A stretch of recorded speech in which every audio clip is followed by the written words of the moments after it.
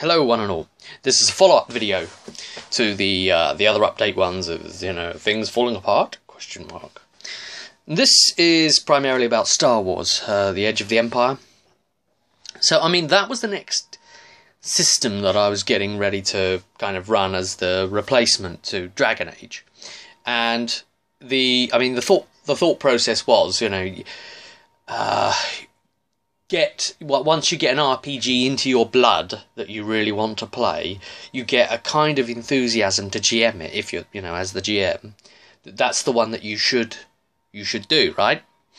And that's a beautiful wave, a crest to ride that initial enthusiasm. It gets you through a lot of the first kind of problems that you can encounter. Well, this is a video to speak quite frankly about attempting to get that campaign ready, and well, the reason why we aren't actually doing it. And I don't want it to seem like it's a bitching video or any of that. It's a long time now after it was set to go and it still hasn't, so I'm just kind of covering it. And the hope is still to do it, of course, because the reason I wanted to do it, let's cover that, okay? The initial enthusiasm was created by a love for the system. What do I mean by that? Well, that's what I mean by that. Yep, okay. And it being, a really rich environment full of lots of planets and societies and... The other thing, though, and I think it's always important as a GM, if you're going to run something like this, is finding a mechanics system that is inspiring, because you're the one that's really got to run it, the cogs and the wheels, the nuts and the bolts. And if you're bored of it trying to do it, then really you're not going to portray that very well to your players, are you, after all? So this was another system where you didn't have to worry about the specifics of range and get the little tape measure out and always in range and whatever. They're just defined by whatever. You can play it very equally the same in your mental mindscape or on pen and paper. Any of those ways that you operate is quite doable in that as well. And so, child's crying. So, yeah, really, and the dice system, you roll the dice, and it's almost like you're doing I Ching or something, you roll the dice and you've got to interpret the symbols or whatever.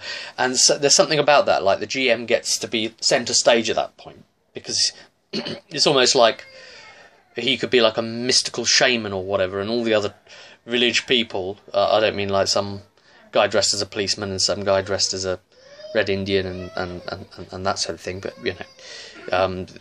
villagers that don't have a propensity to dance at all. No. Anyway, them would maybe be looking up to the shaman-like figure who has cast the stones and is now interpreting them because he has smoked the right thing and he's in touch with the gods and that kind of thing. Okay, it's not really quite like that now, is it? But you know what I mean, that there's got to be some sort of excitement, and the excitement is you don't know what's going to happen until the dice are actually rolled, and then it's an interpretive experience. And the other thing that I was excited about was the fact that the players, usually in RPGs, it's I hit you and you hit me and I hit you, you hit me and I hit you, I roll to hit, I miss. And that's basically combat, isn't it? Except for the odd spell system that where applicable as well. However, with Star Wars, the types of crit dice, they come up on the actual roll, and the roll is the roll to hit, and it gives you your damage. It gives you all your information in one go, and the little surges come up, and you can spend those surges how you want. There's like a little list of suggestions, and the GM can go from those suggestions, as can the players, or you can come up with some sort of interpretive narrative element and to add one of those surges as an element like that. So you could say like, oh, I've shot, and the shot has actually hit the vehicle behind because, you know, it missed, but it critically missed, surgy type thing or whatever, and it's, you know, like blown the vehicle up or something crazy like that. Or, you know, sort of like something has changed the environmental effects perhaps, or so it's an exciting process, and it's something that the players can take part in as well as the GM. So the players can make suggestions, and the GM is encouraged to really go along with the player suggestions as long as it sort of like forwards the story, to kind of be like saying, oh well, that came up, so actually yes, we don't have a vehicle that's going to drive us out to that way, but I've just spotted one of those vehicles and someone stupidly left their keys in it, kind of thing. You know, with your perception check, and you know, you've got that stroke of luck, so it's kind of created a way for them to actually still go forward, but they've got to drive it now, you know, or whatever. And it's a real storytelling element, yet it's got fairly crunchy mechanics that can get quite crunchy as far as you want to take them. The other thing that excited me was the fact that I could put on a sort of multimedia presentation to the sessions, so that I could add sound effects and music and all of that, because it's such a vast existing resource of that already.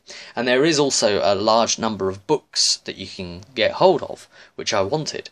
And of course, the ship travel and the ship combat and all the other elements and the space plotting, you can really go as far as you want to go with that.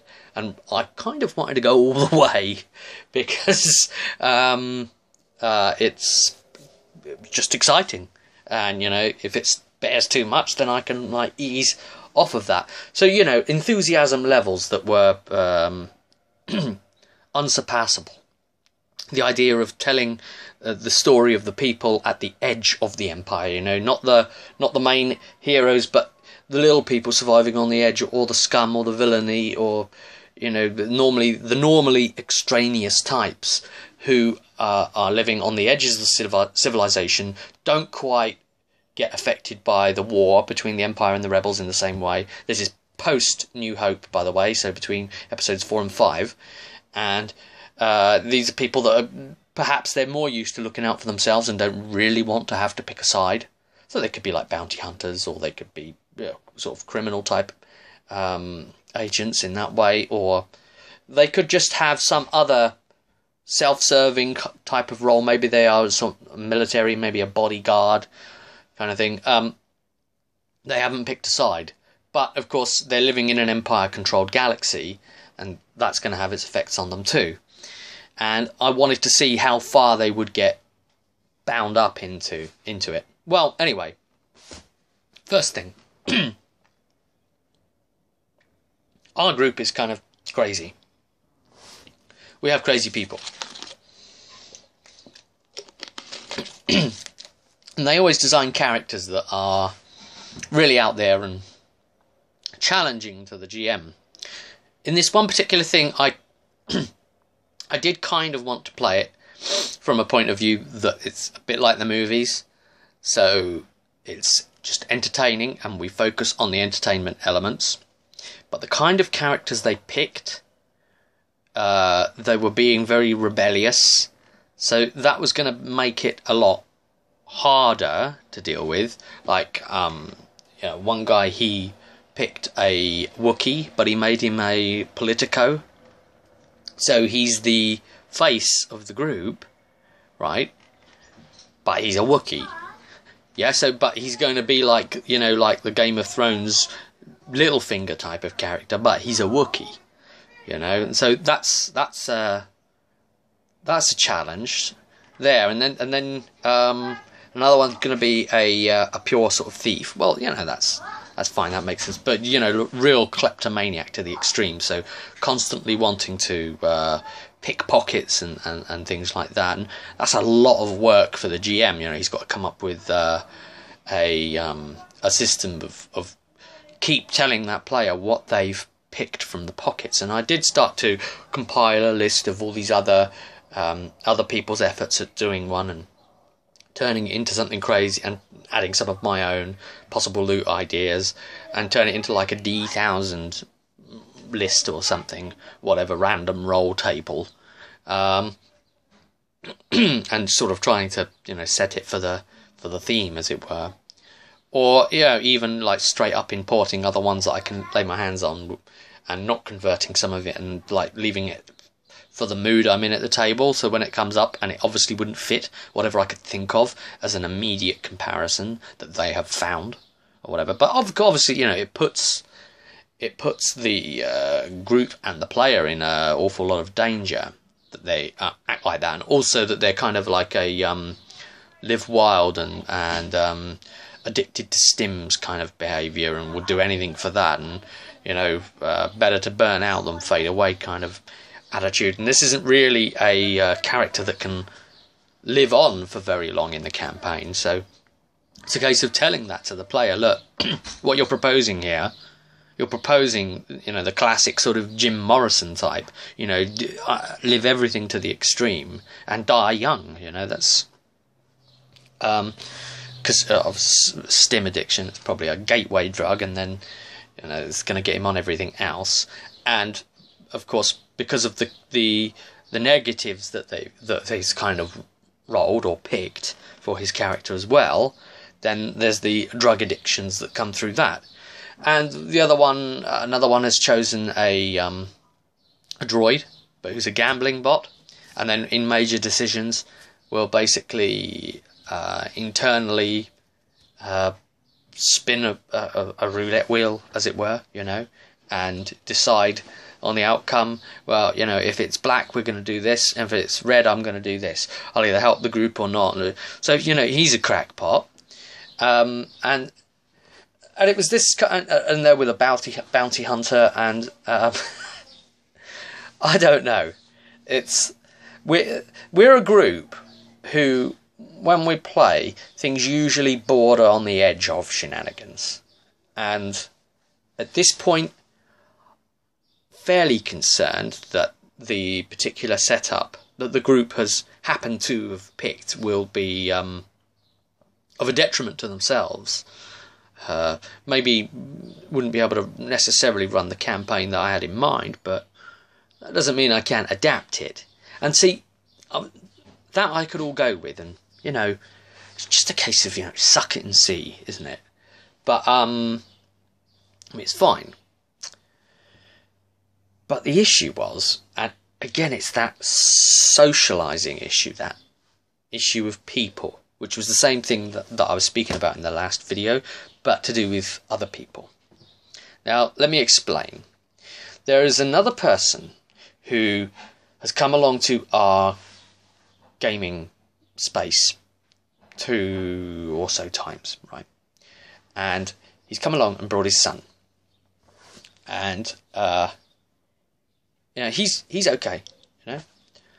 I thought he was okay. I liked him. I'm happy to game with him. His son came across as a bit bored, more happy to maybe listen to music there at the table when stuff is going on, and with headphones and that kind of thing. And he looks bored as well, But okay enough. He jumped into a session of Death Watch that we were playing, and he did great. He was a good person to play with, but he's a particular kind of personality. Okay, and this is what it's about, getting the right combination of personalities and for the GM. And now he's the particular sort of person who's a power gamer. He's a full-on min-maxer. He's a gotta win. Okay, win at all costs. I see the way to victory, and I can't not do it. And I must crush you. I must win no matter what. He plays Warhammer 40k, and it's like winning's kind of the default result for him. It's got to happen. He's got a great list. He knows how to game the system. He can cheese it. That's a particular mindset, and I'm not bashing those mindsets at all. You're a fan of war games for the people that feel and want to play that way, and that's, I'm not going to discredit you, because, you're into the hobby too. I haven't got any right to do that. I'm my own kind of player, and I like playing against certain kinds of opposition, and maybe we aren't the right kind of opponents to be playing each other. that's fine. That's fine, you know. You're cool, I'm cool. We don't necessarily have to play each other. You could play someone that's more in tune with that, as can I with what I do. I like more, you know, keeping to the story of the setting and exploring that, rather than like flavour of the month, how to cheese this up kind of thing. So, yeah, he's very much a power gamer. And that problem there, it can be a bit extreme sometimes, to the extent that, you know, we could be playing a game and it's, you know, it's about to be, one of the players goes and he'll try and tell them what to do on their move and things like that. It can get a little difficult like that. And also we had a lot of people that wanted to play, and, you know, I hadn't invited this particular player in because to me he wasn't really the particular fit of what I was going for. I didn't know him very well, and I wanted to run this with people that I more know, because it's a new system to me, and if it was something like Dragon Age that I have run loads of hours of, then it's fine. But I didn't really want to do it. Also, we've got another person that's kind of similar to him, but the other side of the coin, another extreme, a stressor on the GM. Okay, you sometimes get players that are stressors to the GM, and so we already have one. You probably all know him, Laurie. He's a GM stressor.